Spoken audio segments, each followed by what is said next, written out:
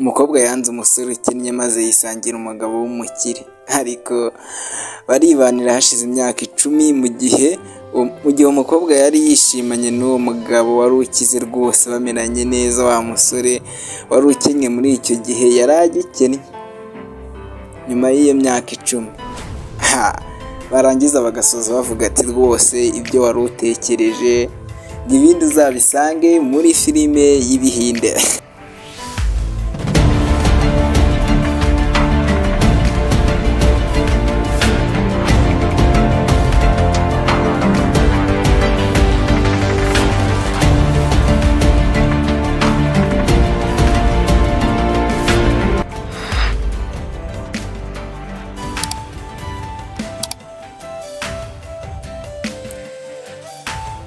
Ibihe byiza nshuti bakunzi ba Riyo Educator Hub, twagarutse kuri ya channel yacu aho tugiye kwiganirira muri bwa buryo busekeje, muri bwa buryo twirebera utuntu dusekeje twose tukaza kugira ngo tudusangire kuri no YouTube channel.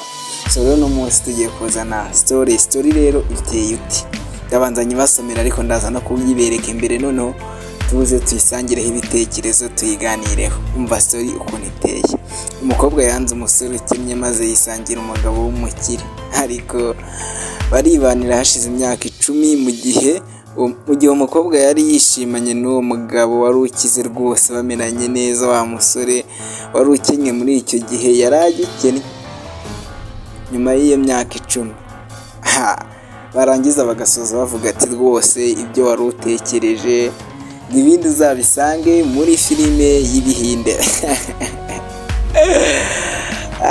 Ibi ni ibyo bintu mukunda kujya kubibona ku ma status y'abantu kuri WhatsApp nahe hose, rwose ni ibintu biba biriho ariko biri fani ariko bisekesha. Nanjye ni mpamvu nje kugira ngo ibintu tubiganireho rwose, twisekere, twiruhurire umutima, ndetse namwe mutange n'ibitekerezo.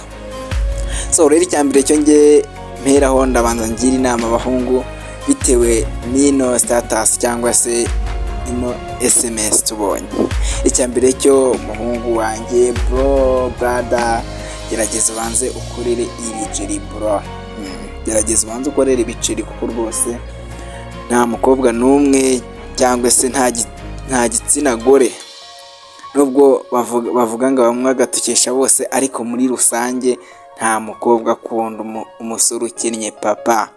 Ibyo byo banza byibagirwe ndetse unabyikure mu mutwe wawe. Banza ushaka amafaranga ubundi umukobwa ubone kujya wajya guciringa n'umukobwa, kuko nta kuntu umukobwa azaza kuri wewe uza kumutera ibibazo kandi nyamara yari yifitiye aho yajya akabona amahoro, akituriza, akiberaho mu mutekano. Mbese muri make hari abantu mujya mwivugishwa ngo amafaranga ngo ntabwo ariyo yubaka urugo, ngo amafaranga ngo ntabwo ariyo azana ibyishimo, ariko ibyo mwabibonye hera. Ko njye nemeranywa nawe. Abantu babyumva ukundi batubwire muri comment, ariko rwose amafaranga niyo rwose, amafaranga azana ibyishimo. Kuko nawe jya utekereza nk'umuntu mukuru, utekereze ibibazo ufite. Uwo muntu afite amafaranga, ibibazo afite amafaranga uko aba ameze, utekereze ibyo bibazo isi unabyikoreza na wa muntu adafite amafaranga. Urumva byahura? Aho ndabafasha, aho ndabafite kabisa, niko kuntu biba bimeze. Nta bintu byo kwibeshya. Ikindi rero rwose abagabo mugerageze rwose, mubanze mushake ibiceri. Mubanze mugerageze nyine mushake ibiceri, mukore uturimo tw'amaboko, mukore iki kugira ngo mubone uduceri rwose, mubone kuba mwagira icyo muvugana na bashiki bacu. Aha rwose ndi kuri bashiki bacu kabisa. Rero akandi kantu karimo hano gasekeje kakomeze kunsetsa cyane, ni akantu yarengejeho ngo rwose ngo ibindi wari utekereje ngo bamire filimi z'Ibihinde. Nibyo abantu bose rwose baba batekereje. Ubu ndabizi nawe aho wari uri kutwumvira ubu wari urimo uvuga ngo wa musore ngo yari akinnye, ngo rwose ngo byaje guhinduka, ngo bicamo ngahindura ubuzima. ubu niko abantu benshi mwari mubyiteze rero ko ariko bigiye kuba. Oya biriya ni ibintu biruhura umutima, kandi bino bintu umuntu abyishimira ni umuntu w'umukene. Niba uzi kubona SMS nk'izo ukazishimira, menya ko ukennye bro. Ukeneye rwose uturimo tw'amaboko kugira ngo nawe ube watera imbere, kugira ngo ukore umere neza, mbese muri make ibintu bigende neza. Ntabwo zina za filimi z'ibihinde tujya kubona umukobwa n'umuhungu bari mu rukundo, umukobwa aramwanze, nyuma y'igihe runaka wa muhungu akaza gukira, ibintu bikaza kugenda neza. Biriya bintu abantu bakina filimi bakina biriya bintu kugira ngo nyine bareba ibintu nyine byakurura amarangamutima tu. Bya bintu bishobora kuba byakurura amarangamutima y'umuntu kandi uwo ari we wese, bya bintu umuntu yishimira. Ntabwo bashyiramo ibintu bibabaje, nazo ubwo wese ubyumva. Baramutse bashyizemo ibintu bibabaje nyine ntabwo mwareba filimi, kandi bo baba batagitinga abantu. So rero ariko n'utu tuntu kudusoma rwose biba ari ingenzi, ariko binaruhura mu mutwe, binafasha mu mutwe. Niyo mpamvu nyine mujye muzana hano musharinge n'utundi, mutange ibitekerezo hano kuri Rio Etiquette App.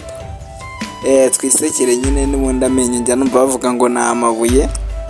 Twisekere, dore iyi nta kibazo kiba kirimo rwose. Rero iyi ni Rio Etiquette App. Niba ari ubwa mbere ugezeho, wibuke gukora subscribe, ukore like kugira ngo ino video igere ku bantu. Ndetse rwose uze ukore na comment, kuko tugiye kuzatunyuzaho video nyinshi zisekeje kandi nyine zagufasha kuruhura mu mutwe. Noneho rero umuntu rwose yumva afite n'akandi kantu twazamukoreraho, twazamuvugiraho rwose, yakadusharinga muri comment cyangwa se agaca inbox, akaba yakatubwira nyine kugira ngo tuganire ibintu birusheho kugenda neza. Ariko muri SMS bashyizemo ubugome ngo muri iki gihe nyuma y'imyaka 10 wa muhungu w'umukene yaragikennye. Bro, wakoraga iki? Wewe ndi kubwira wowe uri kureba ino video bro. Cyakoze ino video niba uri kwirebana n'umuhungu nyine, nizere ko umurya kara nyine tu mukebure, kuko bona abahungu ndababonye ntabwo mumbonye. Nyuma y'imyaka 10 wari ugikennye. Byibuze basi wapfa kugira 5 kugira ngo ibintu bigende neza, ibintu bibe amahoro. 5 wenda, kuko 5 buriya waba wishakishije, wenda nubwo utaba waratembere ku rwego rwa wa wundi, ariko nawe waba ufite aho uvuye ndetse naho ugeze rwose. Ibintu ari amahoro, ibintu ari umutekano, dore ko rwose kugira ngo muri iki gihe ubone amafaranga nyine, njya numva bavuga ngo abahanga ngo kubona amafaranga ntabwo bigoye kuyakorera.